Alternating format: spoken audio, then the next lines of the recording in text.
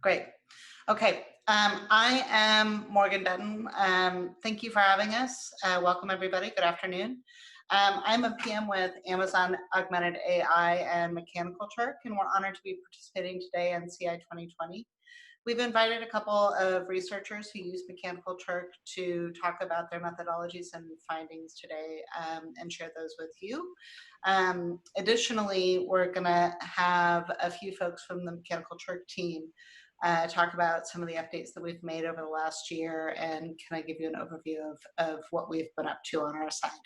And we have Melinda McPherson with Brain Sciences Lab at MIT, David Laser from Northeastern, Michael Bernstein from Stanford, Duncan Watts, and Mark Whiting from University of Pennsylvania here with us today.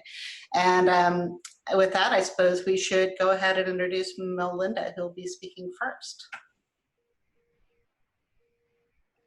Okay, should I share my screen now?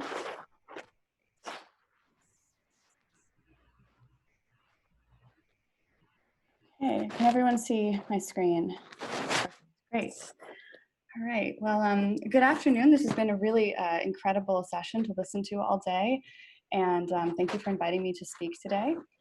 So my name is Melinda McPherson. I'm currently a graduate student in the Harvard-MIT program in Speech and Hearing Bioscience and Technology.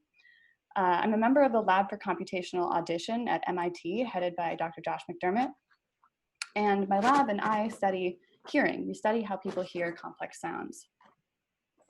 So we do auditory perceptual research. The general structure of these types of tasks that we ask participants in our lab to do is we play sounds and ask participants to make judgments about the sounds that they hear. So for example, we could play people two sounds and ask them whether the second sound is higher or lower in pitch than the first sound, or ask people whether they hear one or two noises, or more complex judgments. And we use these results to make inferences about what is happening in the brain and in the auditory system. Okay, so online research provides an opportunity for very rapid data collection. It enables studies that are not practical to run in person. And the social sciences and other branches of psychology have been using online research for decades now.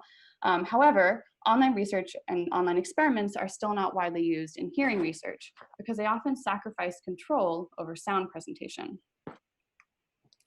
So today I'm going to tell you about a brief screening test that we've designed to ensure that participants in our online studies are wearing headphones. This screening helps us to standardize our online sound presentation. I'm also going to highlight some results from an auditory task that we've run on Amazon Mechanical Turk, where we've examined voice recognition. So with that, I'll jump right in. So when we play sounds to people in an online study, there could be interference from background noise, there could be poor fidelity of laptop and computer speakers, there could be environmental reverberation, and each of these factors could all reduce control over what a participant hears. So one very basic step we can do to ensure auditory quality is to make sure that participants are wearing headphones. This can just, in general, improve the signal to noise ratio and overall sound quality that our participants hear. So a few years ago, some of my colleagues, Kevin Woods, Max Siegel, James Treyer, and my advisor, Josh McDermott, developed a task that could help confirm whether online participants are wearing headphones. This task relies on a pretty basic principle of sound waves. So sound waves have areas of high pressure, called peaks, and areas of low pressure, called troughs. And when we present a digital signal, a digital sound over speakers or headphones, we can send one signal to the left channel, or the left earbud, the left speaker, and we can send a different signal to the right channel. And so what is shown here is that we can send, for example, the signal in blue that starts with a peak to the left channel, and we can send this other signal in red that starts with a trough from the right channel. And what happens to these two sound waves in the air is that they interact with each other, and they actually cancel out a bit. And so the total pressure wave that will reach your ear is greatly reduced. So critically, this cancellation doesn't occur over headphones because these two sound waves don't get a chance to interact in the air when they're presented over headphones. So we use this feature of sound to develop a brief 6-question task that participants are asked to determine which of 3 tones is the softest. One of the tones that they hear is 6 decibels softer than the other 2 tones. This is a very noticeable decrease in volume. However, one of the 2 louder tones that we present is presented in what's called antiphase. So exactly like those 2 tones that I showed you in the previous slide, where they're presented where the peaks and the troughs are in opposite positions. So this will cancel when this tone will cancel when it's presented over speakers, but not over headphones. So any participant who is doing this really brief questionnaire over headphones will get this, will select that the first sound was the softest. However, any participant who is doing this task over speakers will actually select that the third sound was the softest, because this cancellation is actually equivalent to about a 20 dB decrease in volume. So this third sound will sound the softest over speakers. So we've validated this task in several ways. One of the ways in which we validated it was we brought 40 participants into the lab, and we had 20 participants who were wearing headphones and 20 participants who were listening over loudspeakers, and we got them to do this 6-question test. We found that all 20 participants who were wearing headphones were able to pass this screening. So we set the pass criteria as 5 or 6 out of the 6 trials correct. And we found that in red, 19 out of the 20 participants who were listening over loudspeakers failed this test. So we actually run this quick test before every single online experiment that we do, and only participants who get 5 out of 6 or 6 out of 6 questions correct are able to move on to complete our full experiment. One thing that's pretty critical is we don't ever indicate the true purpose of this screening. We just ask people to put on headphones at the beginning of their online study. We have them do this test, and if they pass, which suggests they're wearing headphones, we'll let them through to the rest of the study. But we don't ever explicitly say this is a headphone screening. We've made the code for implementing this public, and it's available on our lab GitHub. We encourage anybody who is interested in doing auditory research to use this code and again, to download and use it. There are in full instructions for how to do so. So now that we have the ability to better control our sound delivery for online recruitment, why might we use online recruitment in auditory perceptual research? So here's some examples of the studies that we've done in our lab and why we've needed to use online recruitment. So first, online studies allow us to test hundreds of people and look at patterns of performance across populations. So in certain cases, we've been interested in the relationship between 2 different auditory abilities. And so what we can do is test hundreds of people on 2 different tasks that maybe rely on the same ability, but maybe don't, and look at a correlation in performance across those tasks. So this is really not practical in the lab because it's really difficult to get hundreds of people to come into a laboratory. Another thing that that online studies have enabled us to do is it allows for the examination of phenomena where there are a limited number of times or items with which you can query participants. So we call these one-shot paradigms. So this is something where potentially the participant will figure out the purpose of the experiment after they've done 1 or 2 trials, and so we can't test them repeated times. So again, for this, you need many participants, and online recruitment makes this possible. And finally, this has become a lot more relevant recently. It allows for research when in-person studies are no longer feasible. So for example, in the current COVID shutdown, we're able to continue some of our research activities online. And we found that using screening tasks like our headphone check enables us to get matching performance between in-lab and online participants, so we don't sacrifice data quality. So I'm going to tell you about one of these one-shot paradigms, or the results of one of these one-shot paradigms that we've run. So my main research interest is pitch perception. So pitch can be defined as how high or low a sound is. It's a very salient dimension of many important sounds that we hear, for example, speech and music. So in speech, for instance, pitch will tell you whether something you're hearing is a question or a statement. And in music, pitch gives you things like the harmony and the melody, etc. And so I'm going to show you the result of a study that we did as part of this paper that was published in 2018, where we were looking at a variety of different pitch-related tasks in naturalistic contexts. So one of our questions in this paper was, does pitch aid in voice recognition? It seems plausible that the actual pitch of someone's voice could maybe help you recognize who they are. but this had actually never been tested. So we had this hypothesis that voices are more recognizable at their original pitch. But to test this, we needed to present voices both at their original pitch or shifted in pitch in order to see whether recognition would drop when the voices were shifted. So we had this experiment where we would play people of a sample voice from a celebrity, an actor, a newscaster, a politician, and we would simply ask, whose voice is this? Or how do you recognize this voice? We would allow people to just type in either the name of the person that they thought it was or an association that they had with that voice. So for example, they could say a character that that actor had played in a movie or TV show. So to give you a sense of this, I'll play an example and hopefully this will work. You're in such a good mood. Don't you wish that we could feel this way every single day? Did you all hear that voice? I think I'm getting some nods.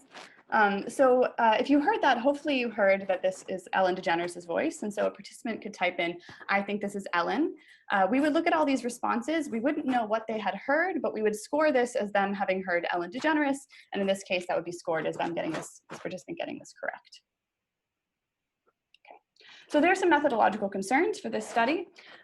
First, there are actually a limited number of voices that most people will recognize. There's a sort of a finite number of celebrities and politicians, et cetera, who have pretty recognizable voices. And second, once somebody recognizes a speaker, they're primed to recognize that speaker again. So we can't, for instance, play Ellen DeGeneres' voice multiple times for every participant. So the solution that we came up with was that each participant would only hear each celebrity's voice once, and the pitch shifts that we were testing would be randomized across participants. To make this concrete, for example, participant 1 could hear Ellen's voice at its natural pitch, but they could, for instance, hear Betty White's voice shifted down in pitch. Participant 2 could hear Ellen's voice shifted up, but Betty White's voice at its natural pitch, etc. So by running this experiment across many people, we can compare across all these different pitch shift conditions. I'll note that this solution is really not practical in a laboratory setting. For this study, we need about 200 participants to make this work, but this type of recruitment is readily possible online. So I'm going to show you the results from this study. I'm going to be plotting percent correct on the y-axis, and on the x-axis, I'll be plotting the pitch shift in semitones. So semitones are just keys on a piano. And so we went down by 12 semitones or an octave, and up by 12 semitones or an octave.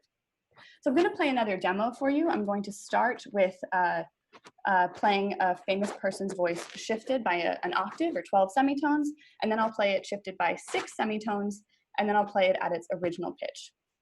So you might actually recognize this voice when it's shifted in pitch, but hopefully you'll hear that it gets much easier to recognize as it gets close to its natural pitch. Okay, so here's a voice shifted by an octave. It just kicks the can down the road without solving any problems or doing any long-term. Did that come through as well? Great, okay. Here it is shifted by 6 semitones. It just kicks the can down the road without solving any problems or doing any long-term. Okay, and finally at its natural pitch. It just kicks the can down the road without solving any problems or doing any long-term. Okay, so hopefully you recognize that that was Barack Obama, but hopefully you also heard that it became easier to recognize that voice as it got to his natural pitch. So that was your intuition. That is what we saw in the data. We found that people were most likely to recognize voices when they were at their natural pitch, when they weren't shifted at all. But even if we shifted voices by 3 semitones, so that's just 3 keys on a piano, we saw a significant decrease in the recognizability of these voices. So this suggested to us that absolute pitch, so the actual pitch that someone speaks at, is a very important indicator of speaker identity. So this study is one of many studies that our lab has now run on Amazon Mechanical Turk. We have about 7 papers from the past 4 years that have incorporated studies run on Amazon Mechanical Turk within them. It seemed pretty much any study that we can run in the lab, we've now figured out a way to run online. And I'll conclude by quickly saying, the studies from our lab show that it is possible to obtain high quality auditory perception data online, provided that some basic steps are taken to ensure sound quality. For us, this starts with ensuring that participants are wearing headphones through our headphone check. And second, online data collection supports experimental methods within psychology and perception research that are not possible in a traditional laboratory setting. So the voice recognition data that I just showed you, it would have been really hard or almost impossible to collect that in a traditional laboratory, but we were able to do that online. And then I'll conclude, and I'd like to thank our funders and thank you all for listening. Hi, thanks, Melinda. I really appreciate you taking the time to share your research. Next up, we've got David Laser from Northeastern, and he's going to give us a quick preview to some of the work that he's doing on COVID research. Thanks. Thank you, Morgan. Can folks hear me? All right, let me just open up the slideshow. All right, so I'm going to talk a little bit about a project in which Turkers are a piece of a very large endeavor. Basically, what we've been doing on the COVID States project, and you can see some of the results from this, is a 50-state monthly, roughly monthly, a little more often than monthly, survey regarding COVID-19. I think this is really the only effort to do a regular state-level survey with comparable instruments. But getting state-level information is really important because states are focal points for policy and data. That there's both the data on cases and fatalities, but also states are where policies take place. And so we've been running surveys, but a critical challenge we've run into is how to get the requisite size sample. We're aiming for at least 500 in every state. We're not going to reach that in every state. This is done with a survey house, but there are some smaller states that just aren't surveyed a lot, and there just isn't a lot of survey capacity. And so the question is, could we usefully use Turkers to supplement our sample? And just give you a sense of what we've been doing, and you could go to covidstates.org to see these images. They're interactive.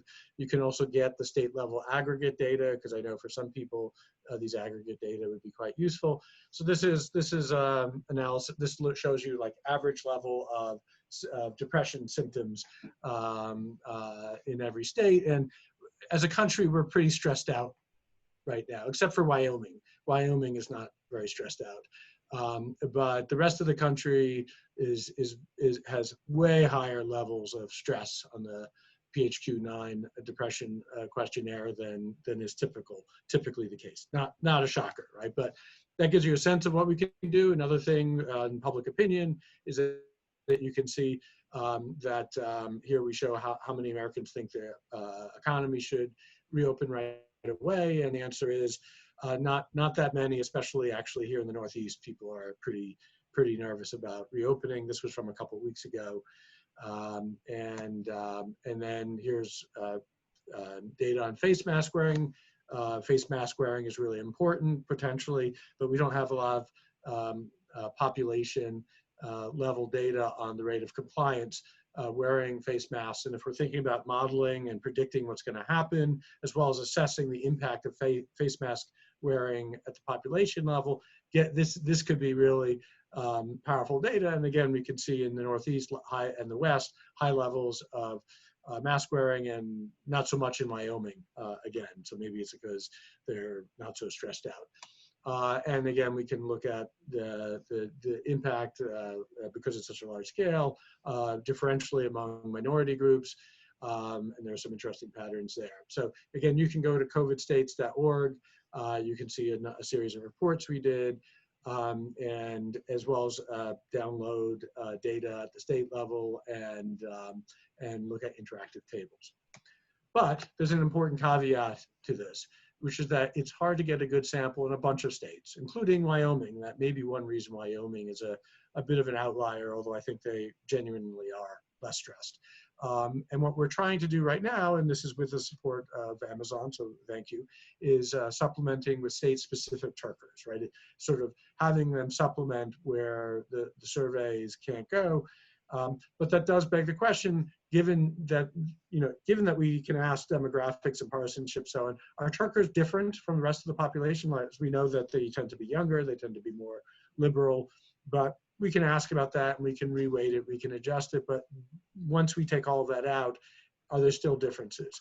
In which case this augmentation approach might not work.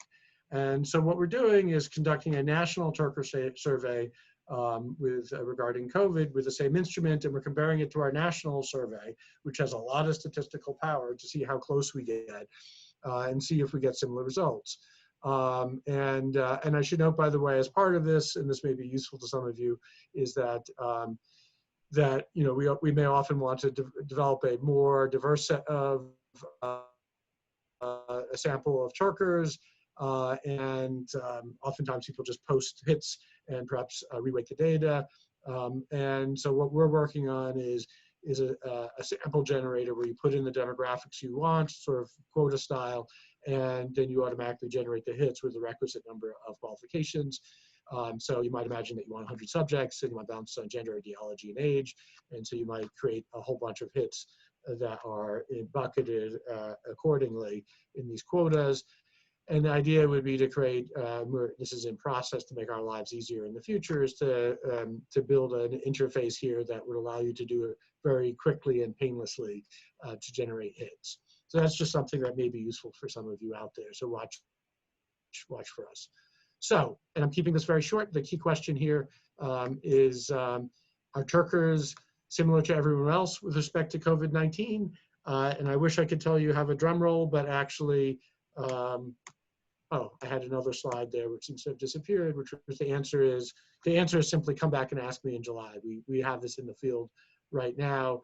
I think it will be useful. It's useful for our project, but it actually may have some sort of generalizable questions or addressing of how representative Turkers are, especially for COVID-related research.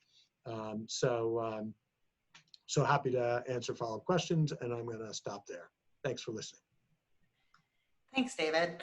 I think next we've got Michael Bernstein from Stanford University. He's going to say a few words.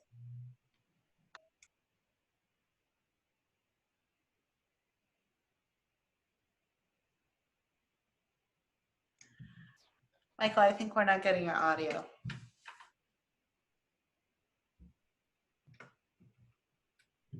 I'll unmute you.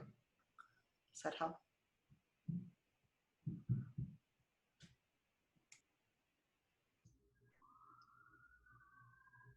Michael, you should be co-host now. You should be able to unmute yourself.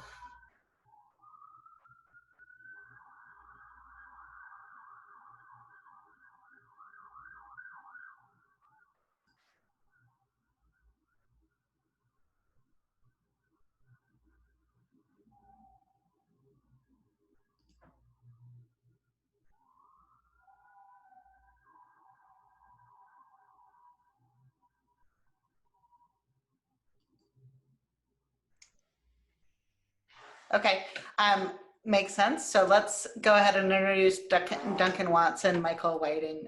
They're both from University of Pennsylvania. They're also working on a few COVID projects. Thanks, Morgan. Let me see. Let me share my screen.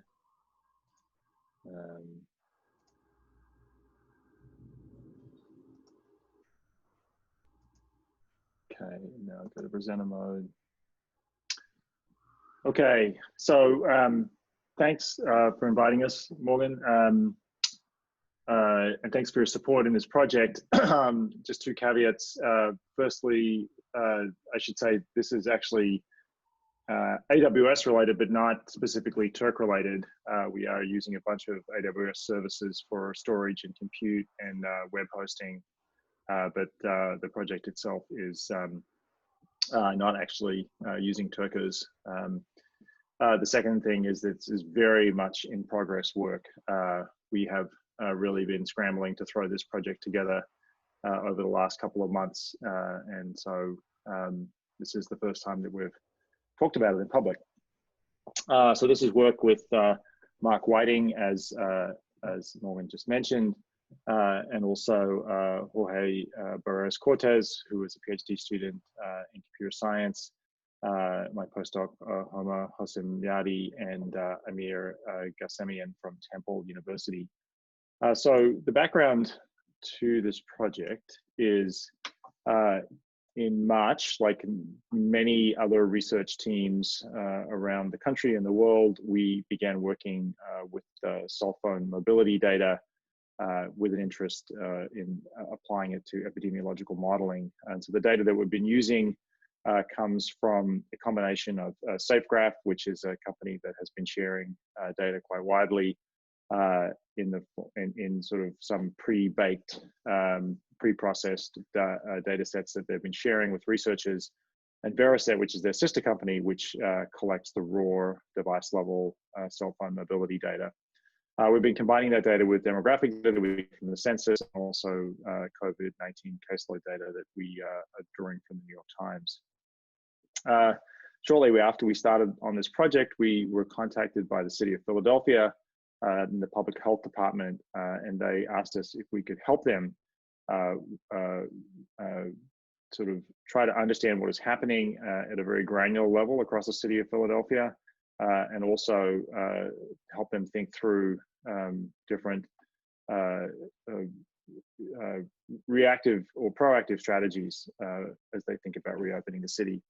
And so really the key difference here between what we're doing and what many other research teams that we know about are doing is at in the granularity level. That the city is, whereas many efforts are focused on state level differences or county level differences or national differences, the city is interested in differences down to the level of census tracts. And there's about, just to give you a sense of how big a census tract is in the city of Philadelphia, there's about 400 census tracts. So these are pretty small regions of the city. And they're very interested in that because, obviously demographics differ a lot across different parts of Philadelphia. Socioeconomic status differs a lot. Commuting patterns differ. The sort of work that people do differs. So you might expect to see very different patterns in different parts of the city. And that could be potentially relevant to differential impact of the spread of disease among different subpopulations, just like David mentioned. A second thing that they're interested in is identifying, specific locations. So, actual individual businesses or another type of location that they're very concerned about is food distribution sites. So they want to know if there are particular locations where social distancing is breaking down, that might potentially be a source of concern for them, and there are too many such locations for them to track given their resources. So they were hoping that we might be able to help them with these problems. Now, in response, after talking to them several times, we decided to do two things. The first one is really just to build a collection of interactive data visualizations that we call dashboards that would allow us and them to just observe what is happening in real time. And just being able to see what is going on sometimes is helpful in terms of developing responses to it. The second approach, which is similar to a bunch of other research teams are working on, is using the data to calibrate epidemiological models, fairly sort of conventional SEIR type models, compartment models, but calibrated on actual agent level data to model out various kinds of what if scenarios and possibly even control strategies. So, bearing in mind that all of this is very preliminary, what do these dashboards look like? So this is an example of one of them where we are plotting over time the percent of devices that SafeGraph thinks are spending all of their time at home. So, home in this case means within a fairly generous radius of your home location. So it's actually not exactly in your house, but let's sort of imagine, basically on your block. And so you can plot that. You can plot the median. You can plot the median with a confidence interval around it. or you can plot all of the data. So this is showing you, you know, for every day starting January 1st through the end of May, you know, every single of the 400 census tracts and the percent of devices that are staying home in each of those tracts. And then on the right-hand side, you can see the marginal distribution of census tracts over that over some period of time. In this case, the entire period of time. But on the actual dashboard, you can select time windows as well. Another way to look at the data is geospatially. So here are all the census tracts in the city of Philadelphia, and you can click on one of them, and you can see, in addition to its time series, over the same time I just showed you, the different demographic features that we get from the census data. And so you can see where this particular census tract is highlighted and where it sits relative to other census tracts. So just sort of, you know, you can kind of do the regression in your head here and figure out like where in the distribution different census tracts sit, to see if there's any kind of to kind of intuit whether there's any sort of correlation between low or high measures of social mobility, or rather human mobility, and other kinds of demographic features. Going to places, we can see down on the bottom right hand side, just an average over, there's about 20,000 locations across the city that we're tracking. And you can see that averaged over all of those places and all visits to those places, encouragingly, there is a downward trend over time. But there's, of course, a lot of variation across places and even across categories of places. So SafeGraph hopefully provides industry or business type for a particular location, so we can break things, break these 20,000 locations down into about 80 of these categories. So we can look at things like merchandise stores, grocery stores, real estate brokers, museums, etc. And then so that's the x-axis.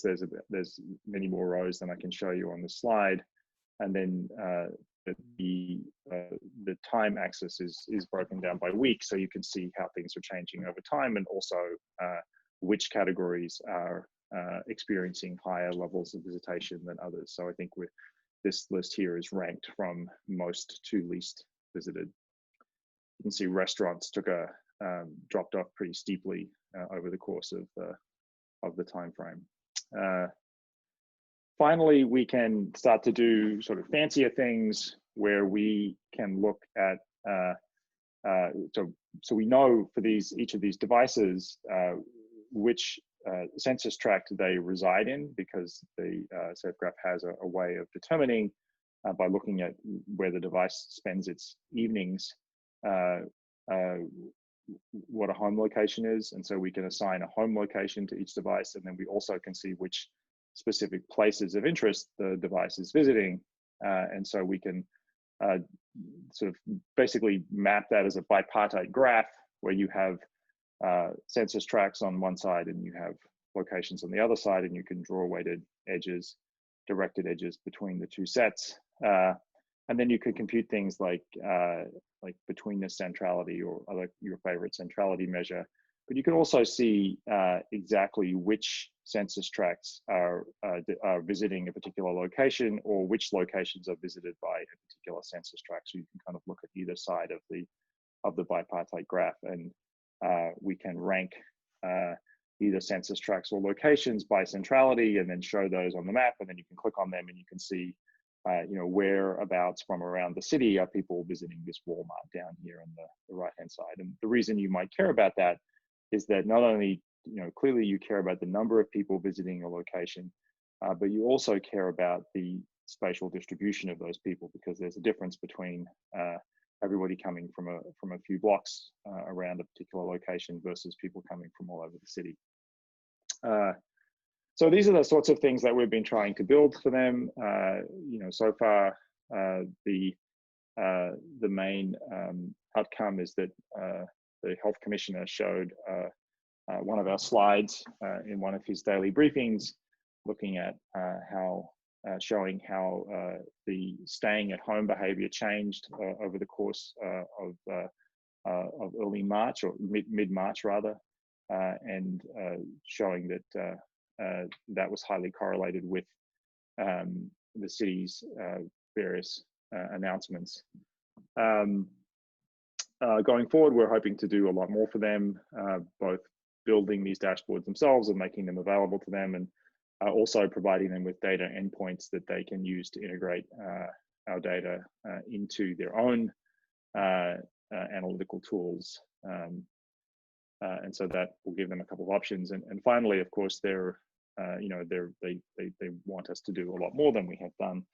And we would like to do that as well. And I'll just say briefly what we're planning to do.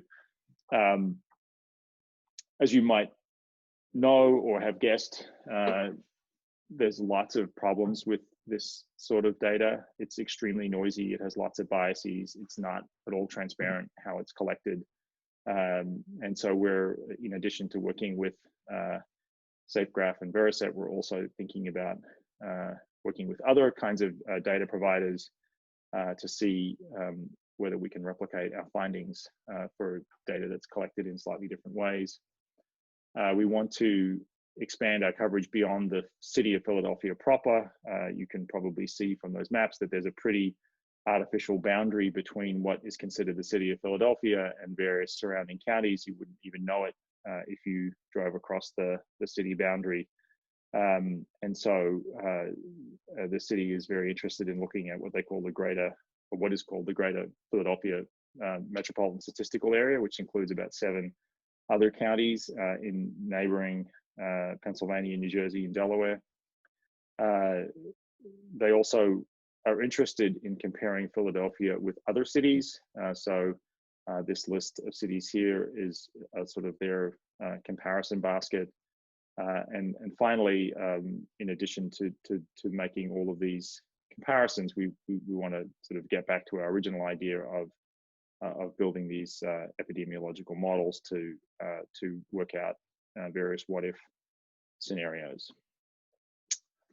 Okay, so that's it. Thank you very much.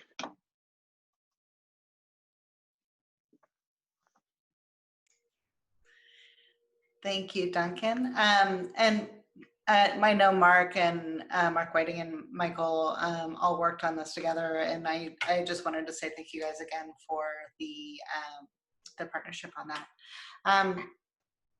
Michael, is your audio working now? Is there anything you wanted to add? I believe so.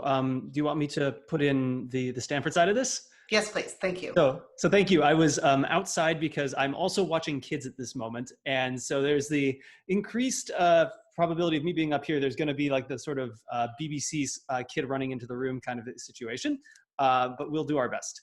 So my name is Michael Bernstein. I'm an associate professor of computer science at Stanford. And I'm going to share some of the work that we've been doing on social distancing. Oh dear. Here we go. And let's share the screen.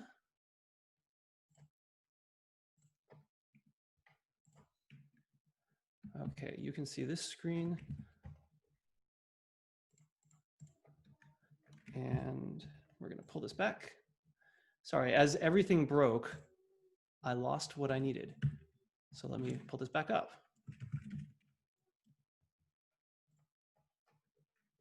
All right, we are ready. Thank you for your patience. Please confirm you can see this. Yes or no? Yes? I'm hoping so. Okay. So let's do this. I think you need to go to presenter mode. Yep, it is coming. Okay, so this is work that was led by an incredible team. I'll mention Mark Whiting, who's on this panel, as well as Jacob Ritchie, who really drove a lot of the effort. He's a first-year PhD rotation student who spent the quarter in my lab and sort of took leadership on this. If you want to check out more, there's socialdistancing.stanford.edu. This is also a collaboration with the University of Virginia. So my story begins with essentially these computational epidemiologists at the University of Virginia who have published a lot of work studying disease outbreaks, like flu outbreaks and previous efforts. As a computer scientist, I largely felt that I should be letting the epidemiologists take the lead here until I got an email from them saying, important, we're very involved right now. We need your help.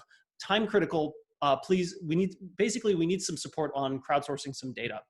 And what they're talking about here was that these epidemiologists need to look at these non-pharmaceutical interventions, things like shelter-in-place orders, in-person business closures, and these are essentially the public health tool that they have for combating COVID-19, but they've never been used at this scale before, and no one had a good sense of what their effectiveness would be. And there's this compounding problem, of course, that like it takes 1 to 2 weeks or maybe even longer before you see the effects of any particular intervention. And these epidemiologists were really felt it was very important to be focused at a local level. These policies rolled out very differently across the entire United States. Here's Nantucket. It has its own shelter-in-place order. Its population is about 11,000. So even these small isolated communities were creating their own shelter-in-place policies. It just goes to show how fragmented the response has been. And so these epidemiologists told us that they needed county level policy data, not the state level, but county level, in order to help policymakers essentially do the same kind of what if modeling that David and Duncan were discussing. So they needed to know what kinds of interventions were put into place, things like business closures, school closures, college closures, church closures, stay-at-home orders, and when did this start? And as you've been hearing, there's also an interest in compliance data. Are people actually doing this? So we started out actually as a volunteer crowdsourcing effort where we launched a website that took about 10 minutes. We said we need a few people per county in the US. There are about 3,000 or so county-ish municipal districts. They change names depending on where you live. And we needed about 3 to 5 people to register what's going on and when it was put into place, and potentially more to be telling us whether they, for example, had been seeing people outside without masks and so on. And we did have a fair amount of interest and support, a number of survey responses, really helping us kickstart this data. But the challenge became these rural gaps. So as David was indicating, there are certain parts of the US that are potentially harder to reach. There were a lot of regions where we got very few or no responses. And in particular, these were areas with very low population density, maybe less reliant on the internet than I am. And they were just very difficult to reach with this approach. So with the support of Amazon's Mechanical Turk team, we started to essentially fill in these rural gaps in the data for the epidemiologists who are advising, they're advising the CDC, and they're looking to us for this data. So we started out actually trying to fill out completely 3 states, some of which we already had substantial data from, in order to understand how well the data from, say, Amazon Mechanical Turk workers would align with both the volunteer data, and in some cases where experts had hand-curated this data per county, for example, in Georgia.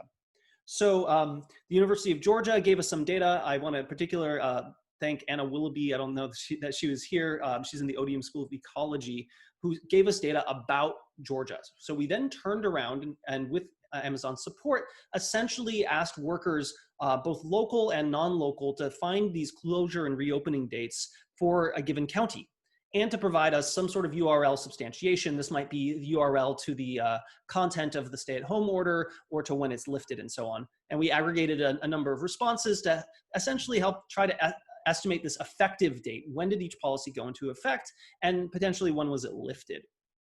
And here's what we're starting to see.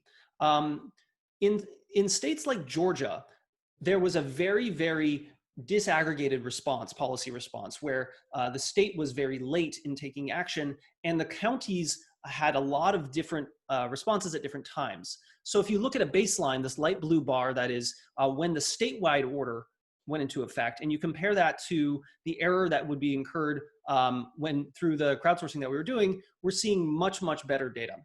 The x-axis here is how many days error there is. And whereas there are some states like my home California, where the state acted very early, and there the bars are much closer together. So we're seeing that there's a huge win, especially in these states that had large variance at the county level. Now, there's of course a lot left to do. As with the other projects, the entire goal that these epidemiologists reached out to us for was to help estimate the effectiveness of these policy interventions. If we're going to be relaxing them, or the next time this happens, which ones should we put into place and how early and for how long? We also are trying to work with them to help policymakers visualize these what-if scenarios. What's going to happen to this epi curve if I allow religious gatherings, for example? Our next step that we're working on now is to scale up data collection to all of the states and around, again, the 3,000 or so counties, and to also collect reopening information. And like the others, we are also interested in integrating some of the mobility data to see how well that tracks to when the policies went into effect at the local level. So I will stop there. Thank you for dealing with the computer science professor who can't work a computer. I think that's sort of by definition how it goes. Thank you, Michael. Was there anything that you wanted to add, Mark, since we have you here?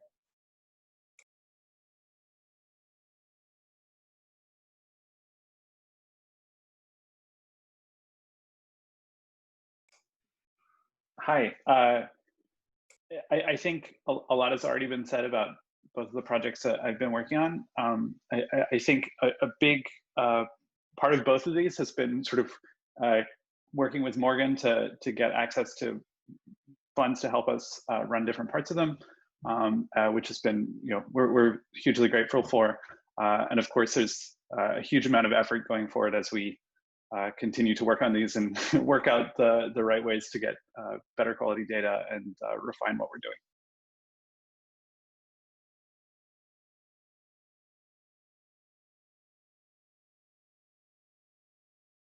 I'm on mute. Thanks to all of you guys for taking the time to share your research. Really appreciate it.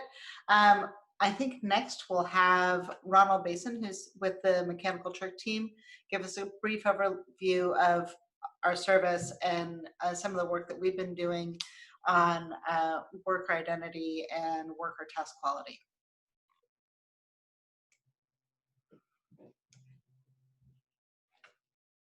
Ronnie, are you able to join? I can present if you're not. Okay, I can do it. Oh, hey, sorry, I just great. Need to unmute. Yeah, glad you guys got to see a software engineer fumble with technology too. Let me try sharing my screen here.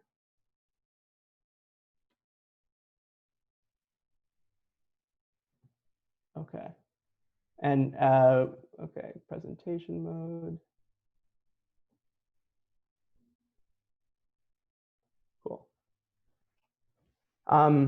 So yeah, let's just get started. I'm Ronnie. I'm an engineer on the Mechanical Turk team. I just kind of wanted to start by saying I've really enjoyed a lot of these presentations. I don't really get invited to a lot of these conferences ordinarily, but the research has been just really interesting, and obviously the ways in which we've used Mechanical Turk differently in different ways has been particularly interesting to me. I wanted to take this time to talk about some of the ways in which we're improving Mechanical Turk, specifically for some of our survey data collection human insight customers. A lot of what our academic customers are, they use Mechanical Turk for these use cases, because such an important part of our mission is our academic customers and making sure that these surveys become easier, become more accurate, and we can start using them in different ways. So let's talk about some of the improvements we've made very recently and some of the things we're planning on making in the future to make that experience even better. Are you presenting, Ronnie? Yeah. I don't think we're seeing your slides yet. Oh, no. Okay. Let me try that again.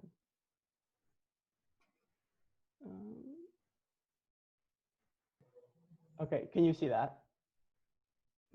I can present for you though, if that's helpful. Oh, there's a share button. Here we go. Got it. There we go. Yeah, just the share button. Okay, you guys can see that? Cool. Taking a step back, some people here have used Mechanical Turk, some haven't, but very briefly, Mechanical Turk, it's a marketplace. Simply put, we have requesters on one side, workers on the other. Our workers are there to earn a wage, to work on interesting tasks, and our requesters are there to give them work. But the strength of Mechanical Turk is that the platform is so versatile. I mean, you can really use it in so many different ways. And that's kind of a strength, and it's also kind of part of its challenge, which is making sure that all the different use cases that we use it for are able to find some success. So, just very briefly, what we're talking about here is we're not just talking about a marketplace where you ride share with people. Specifically, this is a marketplace for crowd work. So ideally, requesters, they break some kind of task down. Let's say, for example, like our previous presentation, it's asking a worker to compile certain dates specific to a county opening or closing for quarantine. But they have to be kind of similar tasks that you can send to a number of people, and all the tasks should be probably the same. And like I said, jumping back, super versatile platform. So we've been talking a lot about human insights, and when we say that, we talk about surveys, we talk about data collection, but we're beginning to see a lot more usage in machine learning. So if we jump in here, the machine learning development, we have gathering the actual data for doing the labeling, we have annotating the data. So if you have an image, if you have video, finding specific things in that piece of media that you want the human to find, so that you can identify things that wasn't there before. Finding, if you have a photo of a bird, the computer doesn't necessarily know where the bird is, and we need humans for things like that. And then finally, also, we have a machine learning model, but how do we improve it? How do we, when the model is confident, how do we send it out to the human and then continuously improve our understanding of what we're looking for? So that's the machine learning side. This is more of the side that we're familiar with here in this conference. This is collecting data, wide range of other things that machine learning isn't quite there for, or things that we need help with still. And then finally, human insights. So marketing, product surveys, studies of human behavior, super interesting things. And depending on how well we're able to hone in on specific groups of people, we can get information that you really can't find anywhere else. And so that's kind of like the power of Mechanical Turk. And our job as a platform is making sure that no matter how minute or how detailed you want to hone in on certain groups of people, you're getting what you ask for. So, in other words, that is, how do we maintain a healthy marketplace? Many of you have used Mechanical Turk, and to make sure that this marketplace stays healthy, both sides of the marketplace kind of have to act in a healthy manner. So if you're a requester, that kind of means making sure your instructions are straightforward, intuitive task interface, which we've helped a lot with, depending on the task type you have. We built some templates, and of course, fair pay. And on the worker side, it's making sure that you're exercising human judgment, and making sure that when you register with Mechanical Turk, and even as you move around across the world, potentially, you're keeping your information up to date so that a requester can find what they're looking for more easily. So kind of wanted, like, the whole point of why we wanted to jump in here and give a presentation is that we've done a lot of work to keep the marketplace healthy and to keep making it more healthy. And it's kind of a tricky job because how do we know whether things are actually being kept healthy? If we don't have insight to the actual task being done, we're kind of relying on a lot of feedback and a lot of heuristics. So the first kind of big investment we've made is we've made investments in identity and user authentication. So making sure that US workers go through the proper identification channels 1 second.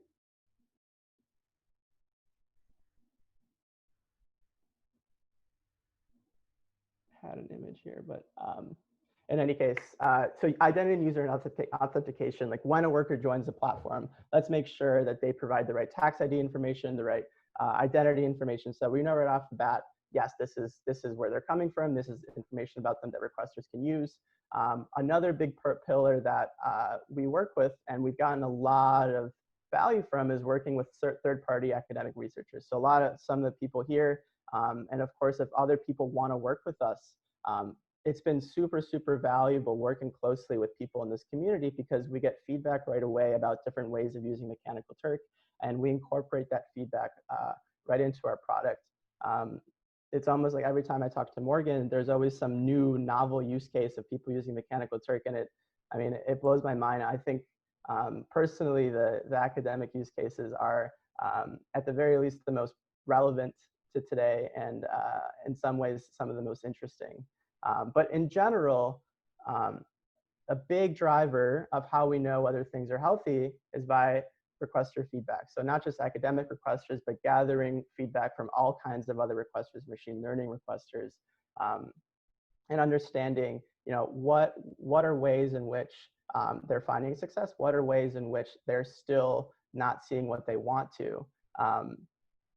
There are tools in Mechanical Turk that allow the requester to communicate back to the workers saying, hey, this isn't what I looked for. We have a block feature, we have a reject feature, but those tools don't always work for everybody. And so establishing a channel between us and some of our requesters is super critical to us maintaining a healthy marketplace. And that's something that we're really obsessive about, if you can't tell already.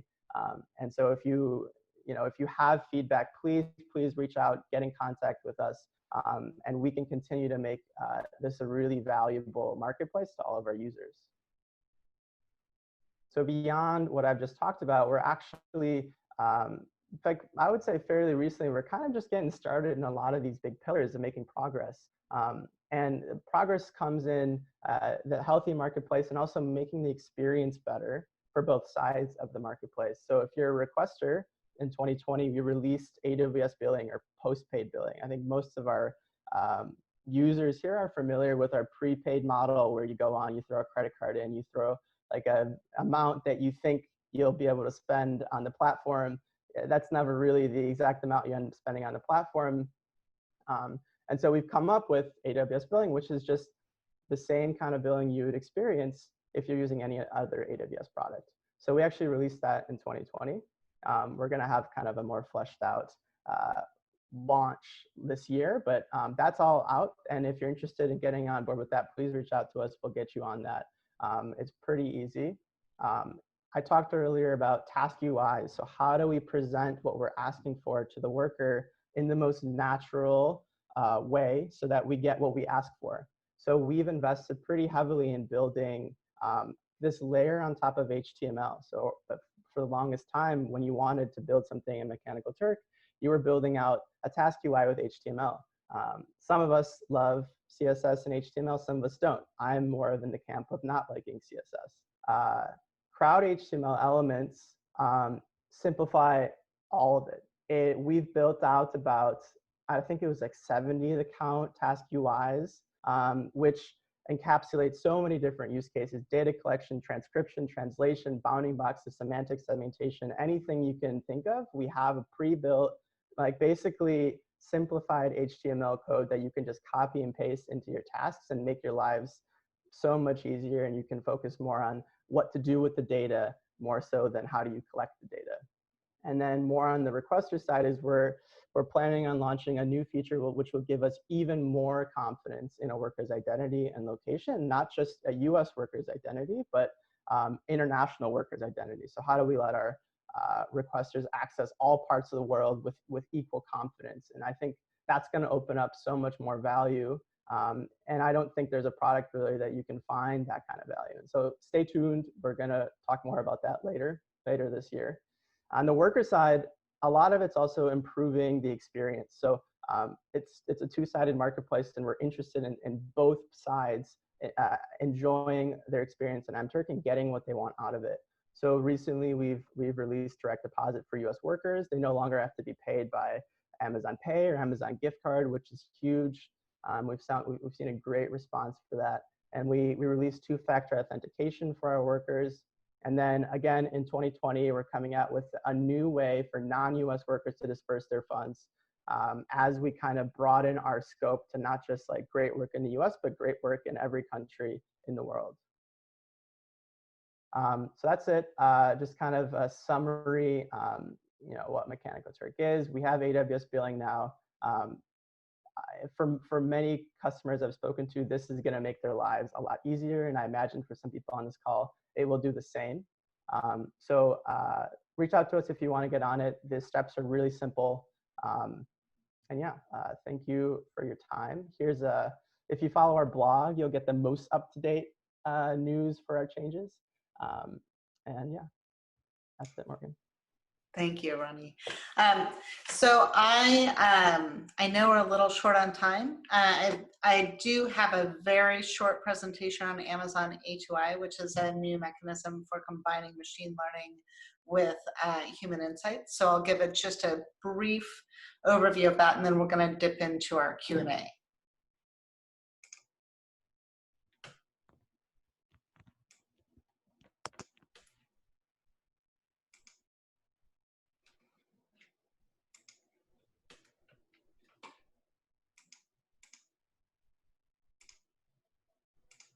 All right, can you guys see my screen? I assume yes. So Amazon A2I is a new service that we've just launched in April. And so this is a mechanism that we've designed. Oh, this is the wrong presentation. Sorry. Here we are.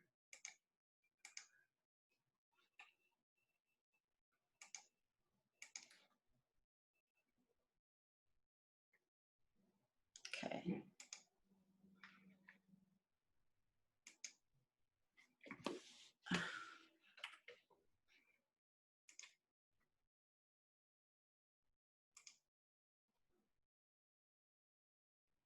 Here we are. Okay. So Amazon A2I. So Amazon A2I is a new service that we launched in April, and it's a mechanism for you to easily implement human review workflows through an API or through the AWS console. And it reduces the time to market or to production with pre-built workflows and UIs for your machine learning model. And it provides also multiple workforce options. You can integrate it with any of your custom ML models, and also it enables you to use pre-built algorithms to increase your accuracy.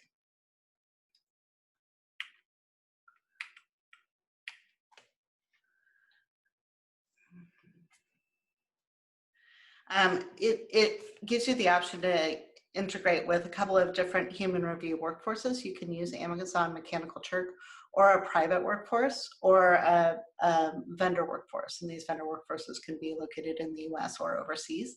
And the pricing is flexible for those. The way that it works is you can use your client application and send input data out through an ML service or an AI service, either an AWS service like text extract or recognition, or a custom model of your own that you've developed either through SageMaker or independently. And the way that it works is you can set confidence thresholds that are used to determine whether an output goes directly through or through send your low confidence predictions for human review. Your reviews can be consolidated using A2I answer consolidation algorithms and then stored in your S3 bucket and back through your client application. The nice thing about this is that A2I really enables you to take full control of your machine learning outputs so that you can capture any low confidence outputs, route for human review to increase your accuracy, and handle that all through a single API. So this becomes increasingly helpful when you're dealing with new models that may have lower accuracy levels, and it can also give you an opportunity to grow your ground truth data set by aggregating your human review outputs with your ground truth data set and enabling your machine learning model to become increasingly accurate over time.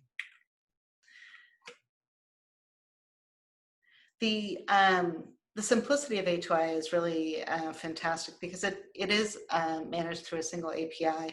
It allows you to define your human review workflow, and you can set confidence thresholds on each of your key value pairs or attributes, labels on images, or key text values within a document.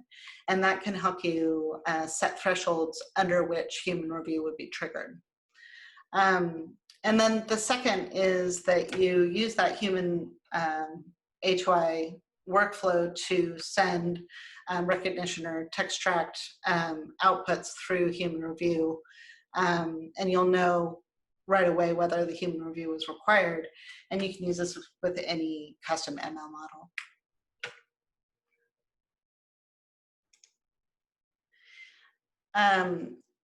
You can use these confidence thresholds to send anything for human review, and you can also use it for model auditing to identify model drift. So this enables you to trigger human review for a certain sample of your overall data set to ensure that your model is performing as expected over time.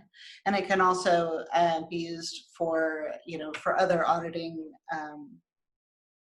functions, like ensuring that your ground truth data set doesn't contain any bias. So with recognition, you can define your confidence thresholds and set different confidence intervals for each moderation label. So for example, if you're doing content moderation and you have a higher sensitivity for violence than you do nudity, for example, you can set different thresholds for different labels. And then lastly, you can trigger a proportion of those overall results for human review. So I think that's essentially the pieces that I wanted to share. Let's see, I'll stop the share here. And I wanted to pause now and open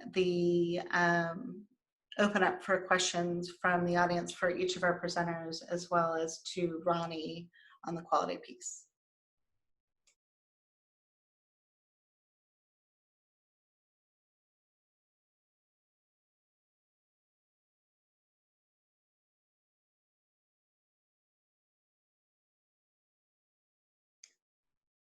Any questions? Matt, would you like to provide a short overview on academic engagement?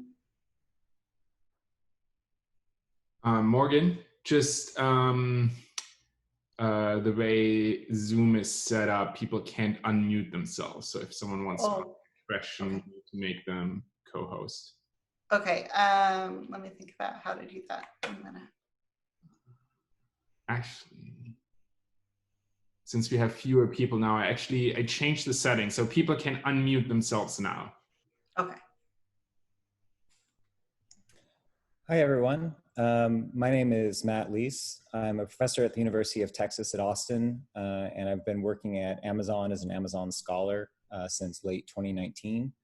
So just briefly to tell you, there is a team of scientists now also working behind Mechanical Turk, as well as the Ground Truth and A2I sister products. There is a general Amazon funding program that some of you may know about, Amazon Research Awards, ARA, or Machine Learning Research Awards, MLRA. Those are going to be merged in the future. Right now, they're both open. With those, you can apply for general funding awards as well as for service credits. The service credits can be used today for Ground Truth and A2I, as well as for using Mechanical Turk through Ground Truth as the public crowd. And so I think for those who are looking for funding or support, I would say to start with those programs. There's also AWS Educate, which with a few clicks can give you or any of your students access to a small amount of starter credits, which again can be used for Ground Truth or A2I. So if you want to teach a class with crowdsourcing, you can actually have all of your students just have credits that they can just sign up for themselves with ARA.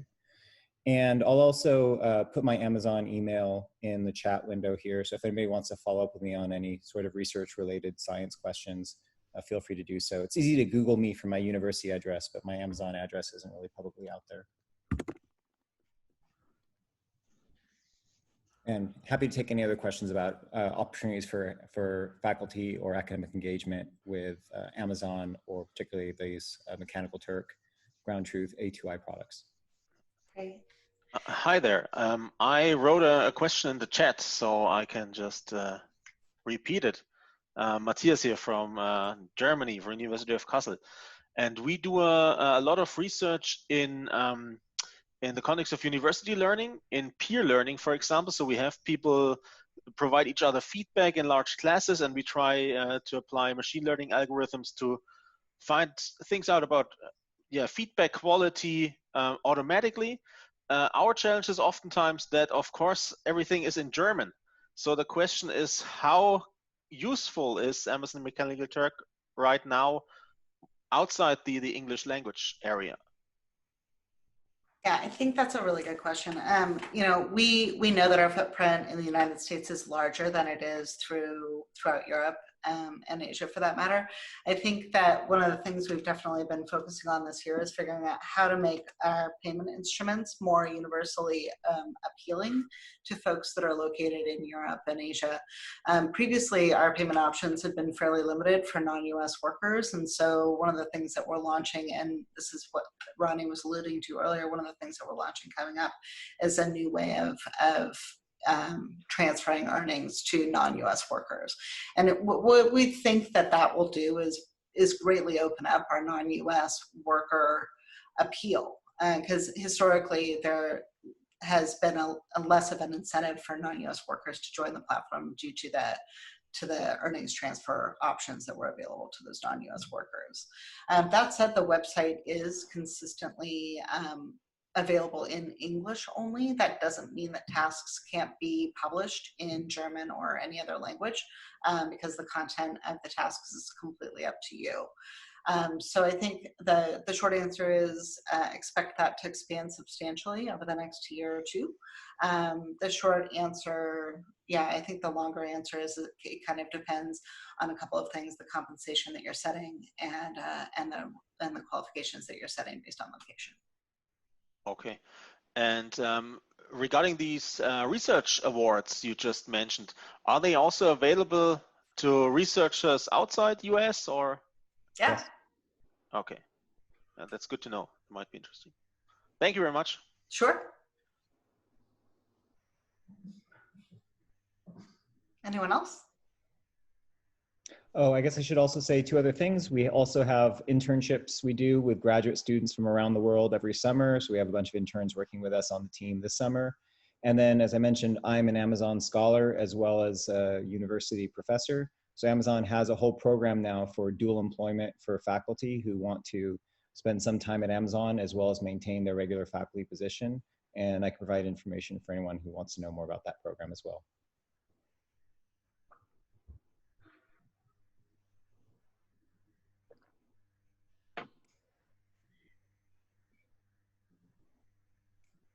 Any other questions?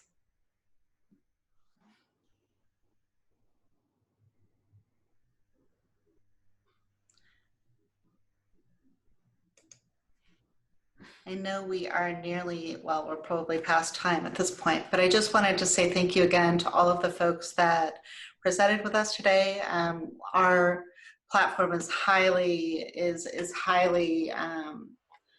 leveraged by academics globally, and we're grateful for the partnership, and we are going to continue to be working on figuring out ways to make this platform a useful place for you guys to conduct your research.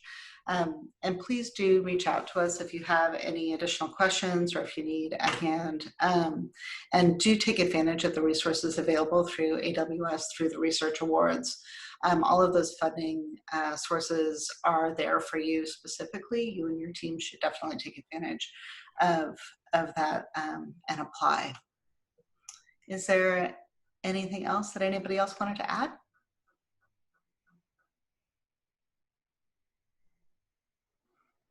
Oh, Michael, you were going to mention your initiative around the bonus functionality.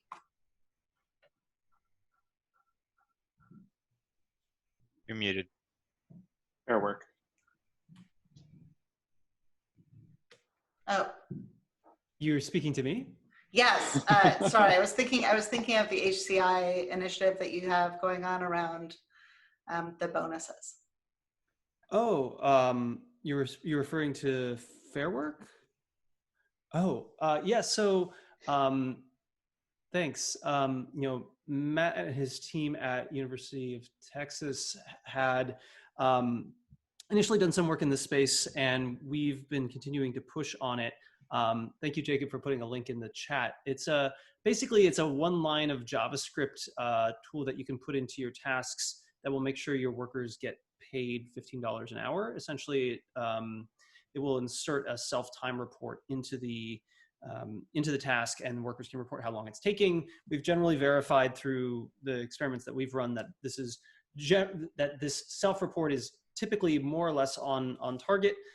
And basically post-task, it will then nightly say, in order to get your workers up to $15 an hour, if you say underpriced your task by accident, we're gonna push this much bonus out of your account to the workers. And it's basically a good backstop if you wanna make sure that your workers are getting paid $15 an hour, which at least where I live is considered a fair wage. Cool. All right. Is there anybody else that had a question? Okay. All right. Well, thank you again, everyone. Definitely appreciate your time today. Well, and thank you, Morgan, for moderating the session and helping kind of put this additional satellite workshop together. Absolutely, my pleasure. Thank you for being here. Thank you all.